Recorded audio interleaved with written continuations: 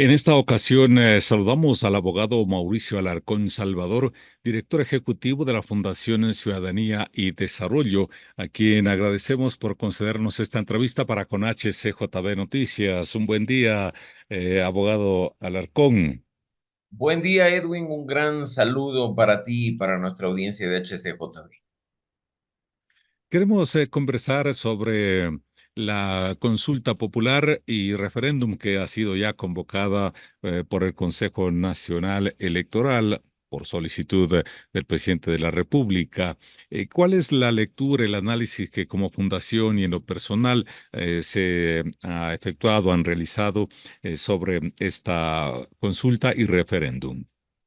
Partamos, Edwin, del hecho de que la consulta y el referendo al que los ecuatorianos asistiremos el próximo 21 de abril parte de una pregunta que no es iniciativa del presidente de la República, que es iniciativa del anterior presidente mediante un cambio constitucional que ya superó la etapa legislativa, la de la Asamblea Nacional.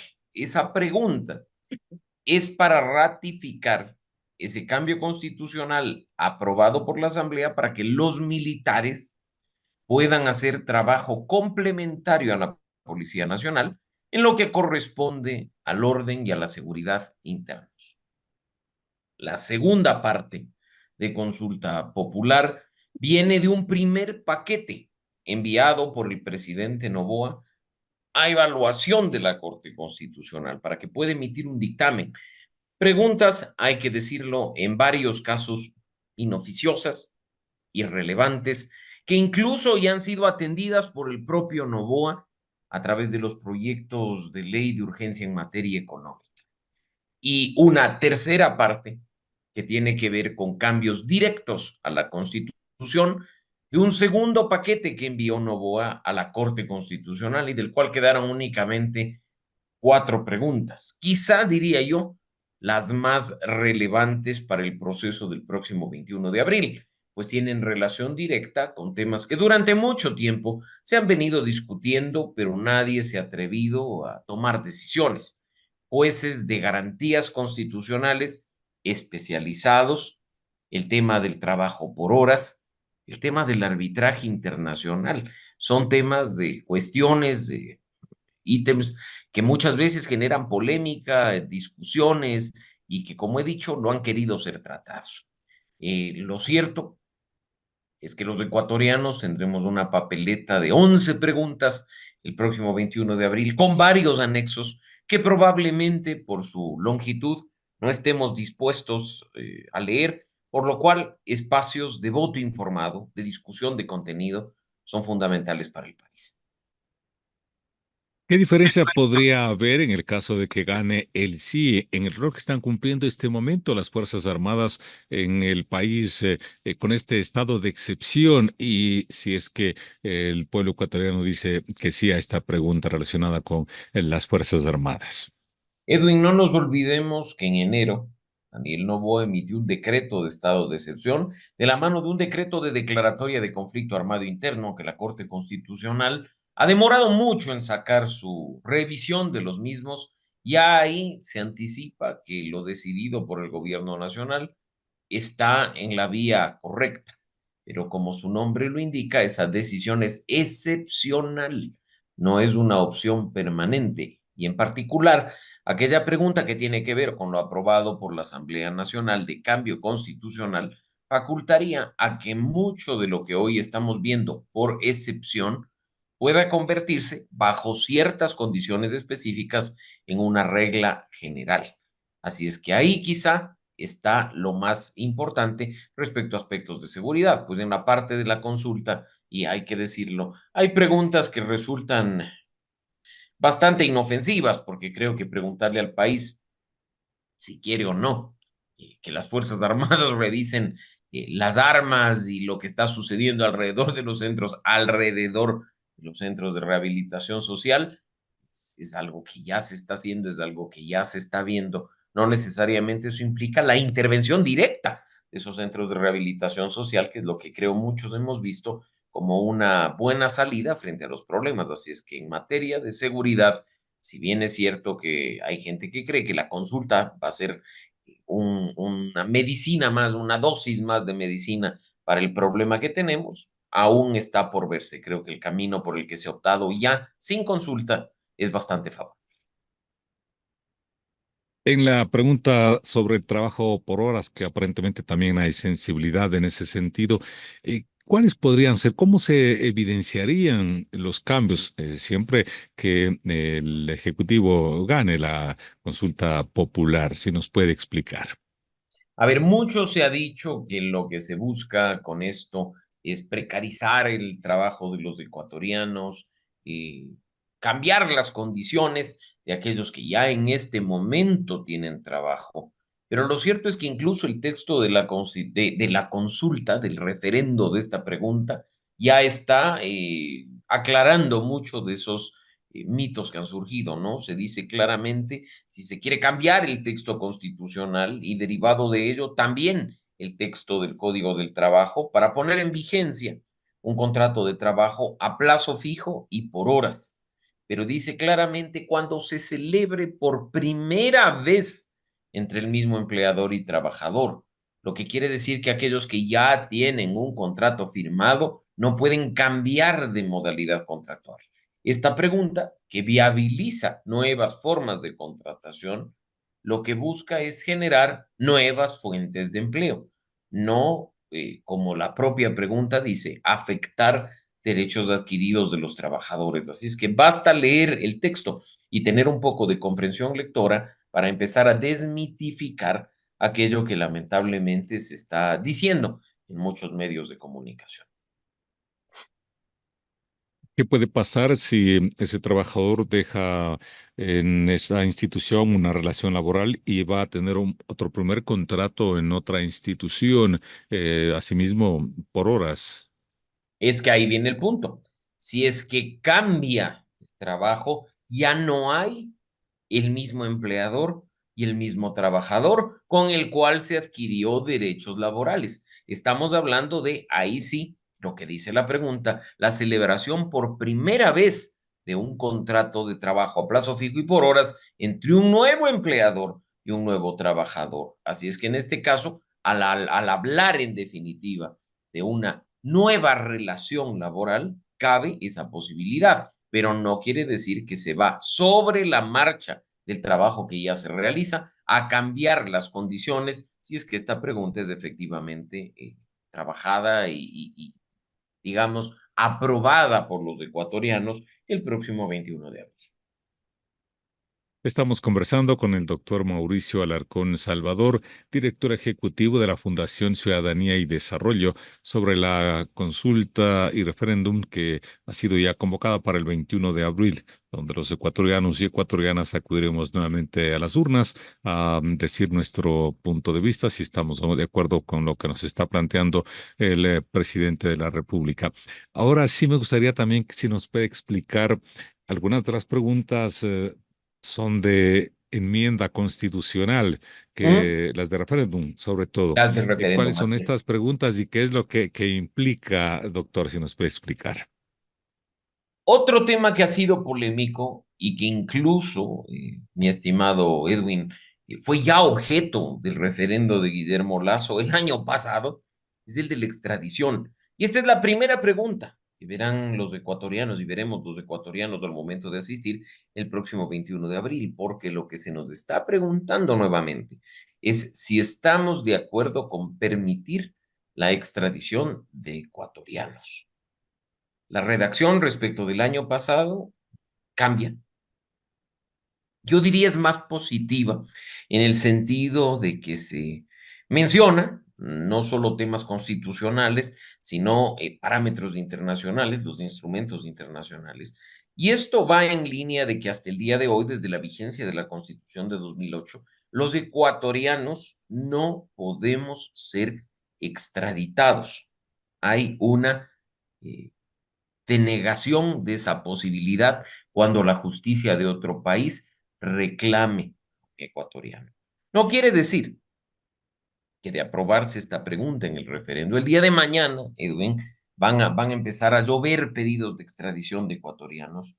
Eh, Es muy difícil, no hay tal cantidad de pedidos que, por ejemplo, ya se ha hecho y que están esperando ser resueltos, pero sí es importante, a propósito de lo que representa el narcotráfico y el crimen organizado, que son delitos de delincuencia transnacional, que se permita que cuando estos sean conocidos por sistemas judiciales lamentablemente mejores que los nuestros, esos ecuatorianos puedan ser efectivamente juzgados y sancionados conforme a la ley.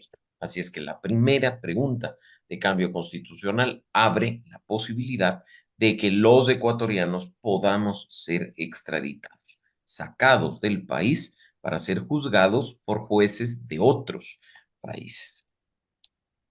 Comentarte también y comentarle a nuestra audiencia que a propósito de la Feria de Acciones de Protección, de la Feria de Acciones de Garantía, de medidas cautelares, que hemos visto durante los últimos años, de esa manipulación que incluso hoy forma parte de caso Metástasis, de caso La Purga, lo que se busca en la segunda pregunta del referendo es crear judicaturas especializadas en materia constitucional, es decir, que ya no cualquier juez conozca de garantías constitucionales, para que si Edwin presenta una acción de protección en el cantón más lejano, recóndito y ni siquiera vinculado con su domicilio, pueda ser conocido y tratado.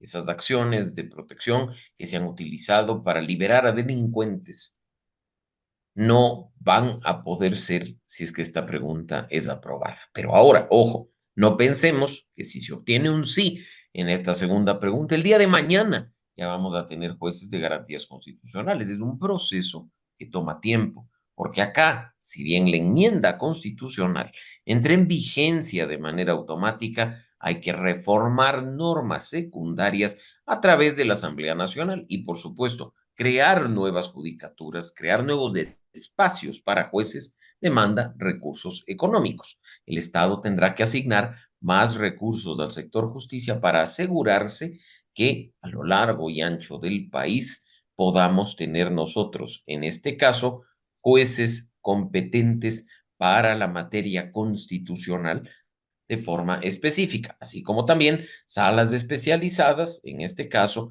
en la Corte Provincial y, por supuesto, jueces al respecto en la Corte Nacional, cuya composición en cuanto a número de jueces obviamente no cambiaría, seguiría siendo 21. Y finalmente, la tercera pregunta, pues la del trabajo por horas ya la hemos discutido, tiene que ver con el reconocimiento dentro de nuestro país del arbitraje internacional como forma para solucionar controversias cuando hay problemas vinculados a inversiones, a contratos o aspectos comerciales.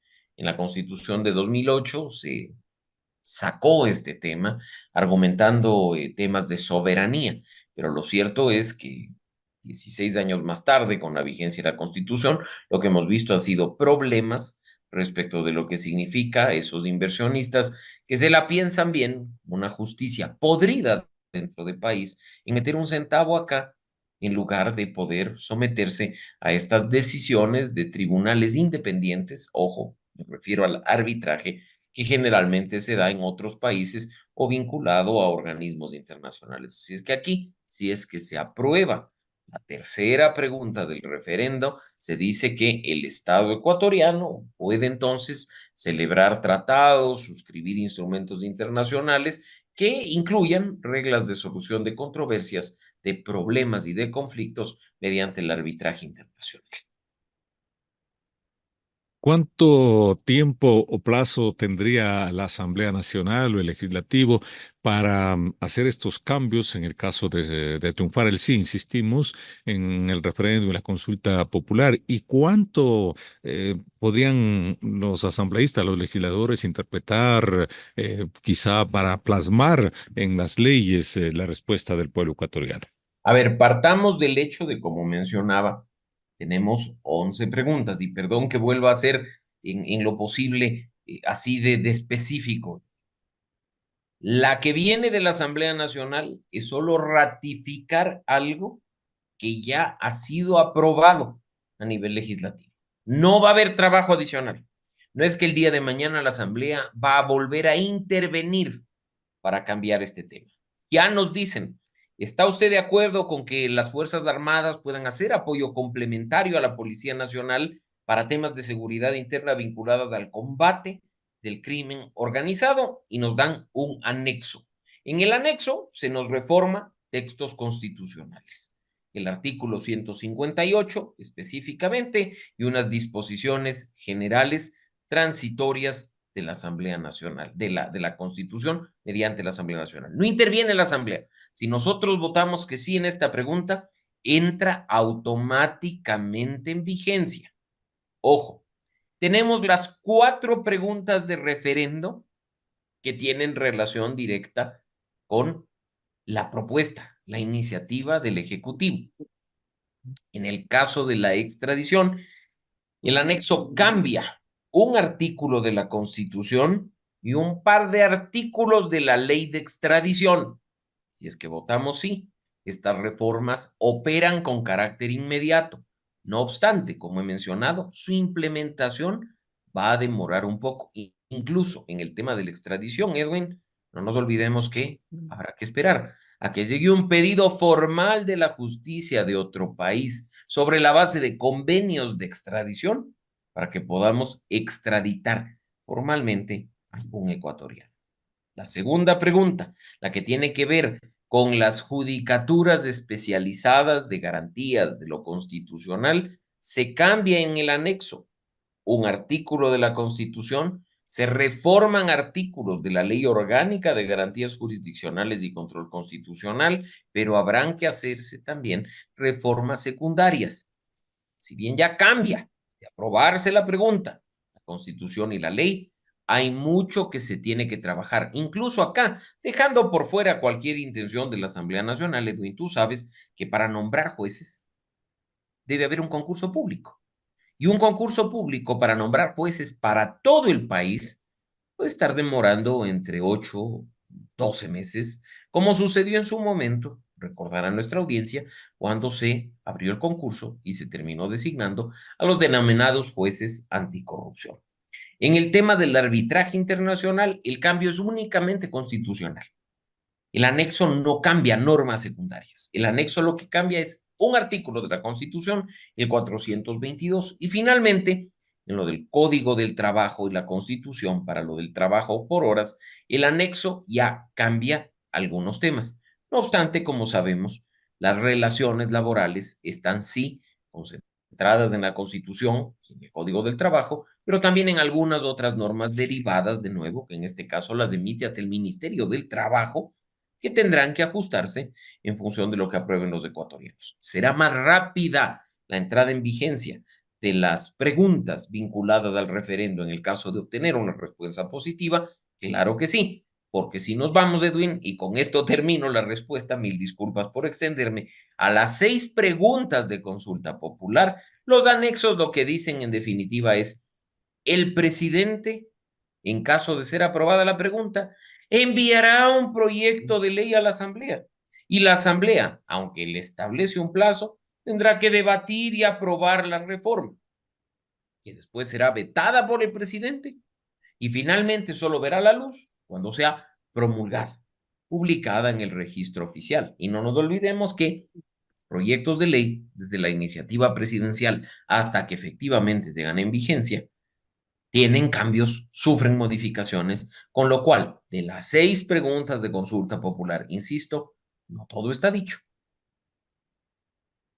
Las preguntas de enmienda constitucional de referéndum con el dictamen de la Corte Constitucional es evidente que ya no tendrían dificultad para su cambio, porque la propia Constitución solo admitía cambios de la per Constitución mediante una asamblea constituyente, pero no es un cambio amplio, sino una enmienda. Esto también es importante que nos pueda explicar, doctor, esta enmienda que se puede hacer mediante consulta, mediante referéndum y no como lo que prohíbe la propia Constitución, que permite solo cambios a través de Asamblea Constituyente.